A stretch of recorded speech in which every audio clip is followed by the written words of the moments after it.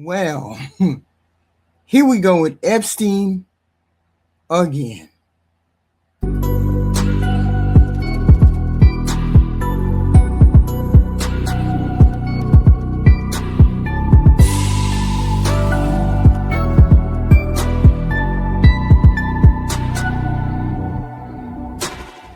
And we have some more updated news about Epstein. See, there's something people don't like to talk about, right? We pretend wealth equals people with manners, people with discipline, people with morality. But history tells a different story about that. Money doesn't cure degeneracy, it just funds it better. So power doesn't restrain the impulse, and it shields you from the consequences. And when people operate inside these elite circles like Jeffrey Epstein did, where accountability is rare and access is unlimited, boundaries don't disappear quietly, they just erode systematically because you don't notice that. The uncomfortable truth is this: degenerate behavior that these men practiced isn't confined to the poor, the desperate, or the reckless. It exists in boardrooms, political circles, jets, gated communities. And when those behaviors intersect with secrecy, influence, and protection networks, you don't just get scandal, you get systems that protect the powerful while exploiting the vulnerable, like we're finding in these files. That's why stories like this don't go away, because they're not just about one man. They're about what happens when wealth, access, and moral corruption intersect. And nobody powerful wants to pull the curtain back. So, this is Aaron Parnas. He's been on those files from day one. So, we're going to listen to what he has to say about these files, because he has been on top of it, and I've been listening to him, and he knows exactly what he's talking about. We have a significant update this evening. After spending the day, most of the day, reviewing Epstein files, I have some significant ones I need to talk to you about. I need to show you. Some mention the President of the United States. They mention wealthy and powerful people. Some are complete over redactions where the Trump administration, the Department of Justice, has redacted information that should be made public. Others are simply horrific and graphic in nature, but outline exactly what these survivors were put through by Jeffrey Epstein. And so the world needs to see them. The world needs to hear this video, because maybe then accountability, or rather some semblance, some form of accountability will come. He opens with significant updates because he's been reading the files all this time. I couldn't access it. Well, I could, but I didn't want to do all that, but I know how to access it. Okay, so every time we hear about significant update, what follows? Either a leak, redactions, or partial document. He said horrific.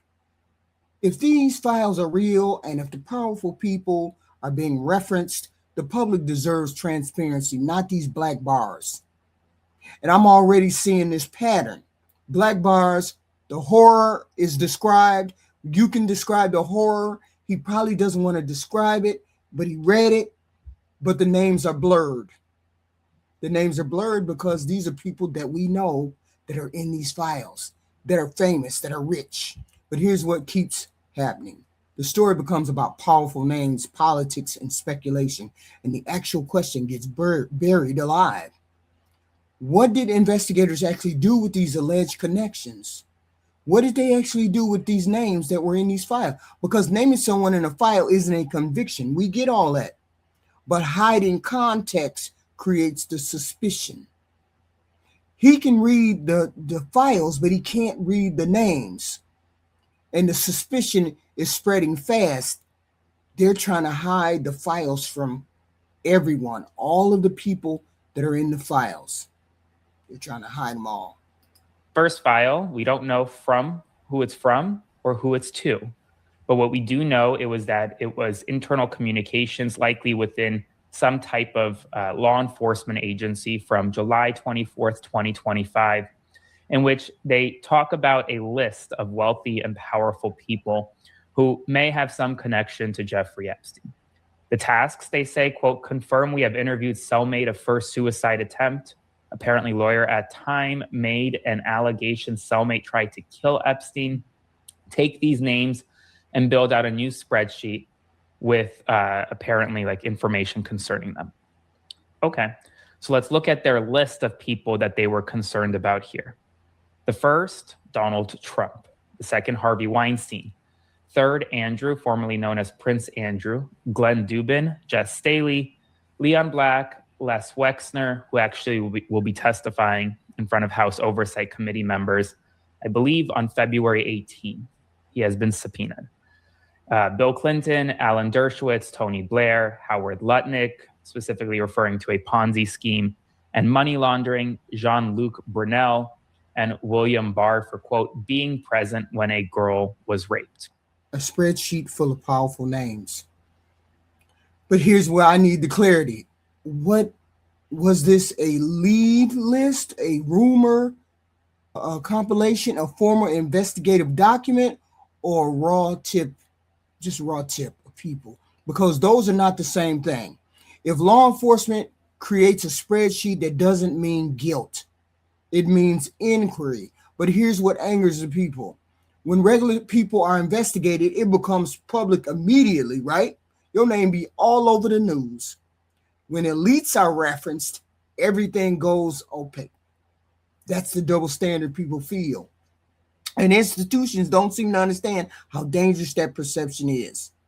You put our name out there when we poor, but why can't we get the names of these rich dudes?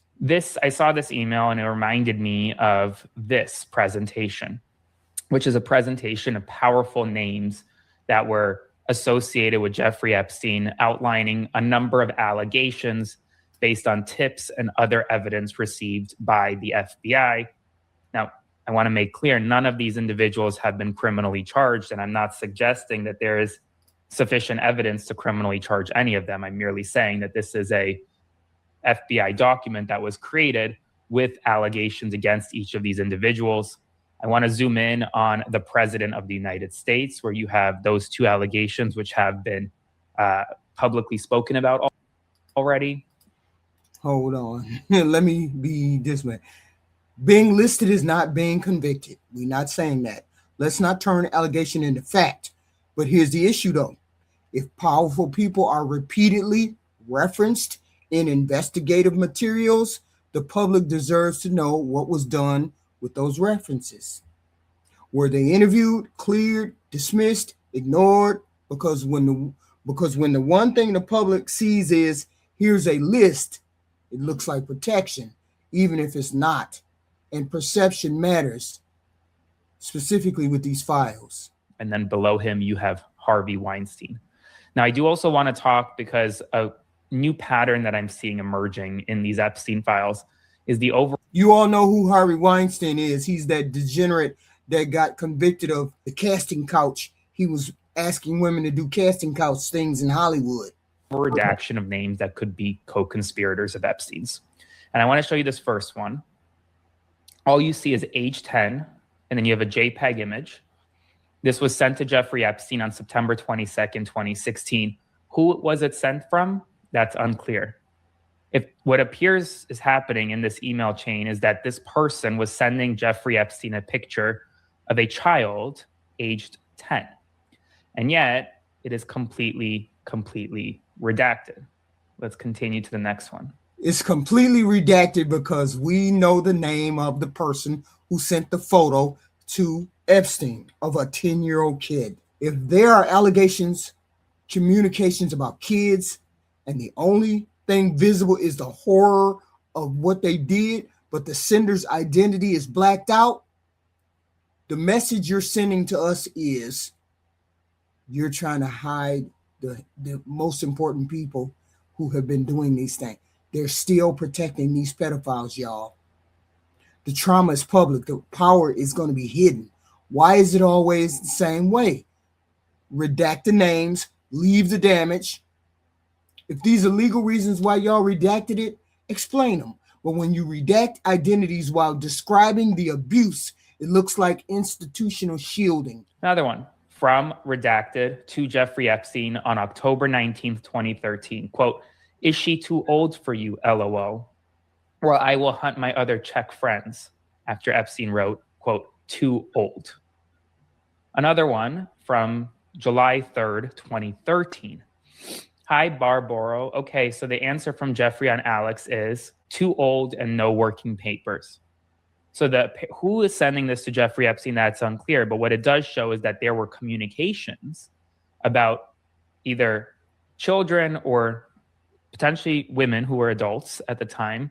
And well, their communications showed that these individuals were too old for Jeffrey Epstein. Okay. But my question is, why was the name redacted in the to send? Doesn't make any sense, right? Doesn't make any sense to me either. I do want to show you the next email I'm going to show you is probably one of the most horrific emails in the entire files that I've seen thus far. And so this is a trigger warning. Who did it get sent to? From. Subject is Jeffrey Epstein. To and from. Too old. And no working papers. That's what it said. This is exactly what I'm talking about. We're shown disturbing context, but the identity tied to it is erased. Y'all full of it. Is because hopefully people will see how horrific, truly what these survivors had to go through, what had to endure. And maybe then they will see this and say, okay, it's time for accountability. Let's begin. This email chain is between a survivor and Jeffrey Epstein. The survivor in this email chain specifically talks about contracting an infection. She said that Epstein was the only person who had been sexually involved with her, expressing confusion and distress about how she became ill, and talking about how uncomfortable she was going to a male physician that Jeffrey Epstein presumably forced her to go to. That is directly from the files. It is a horrific email. I'm not going to read you the exact text of the email by any means, because it's not worth it. But just look at horrific. It is bad.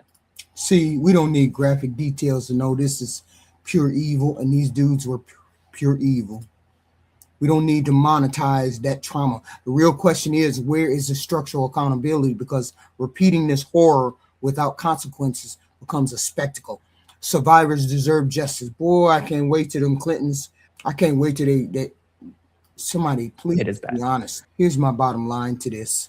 If these files are real, release investigative conclusions. If names are redacted for legal reasons, explain why. If allegations were unsubstantiated, say that clearly, but stop feeding the public fragments and expecting us to be calm about it, because when the powerful look protected, that trust is being collapsed. Right now, it looks like you all are trying to hide these grown men from accountability. We have to do what we have to do, and that means they need to be exposed and then put in jail. You all hit the like, share, and subscribe. I will be back with more content, more reactions. Specifically, if it's the Epstein, it'll be the Epstein. But I'll be back. Like, share, subscribe.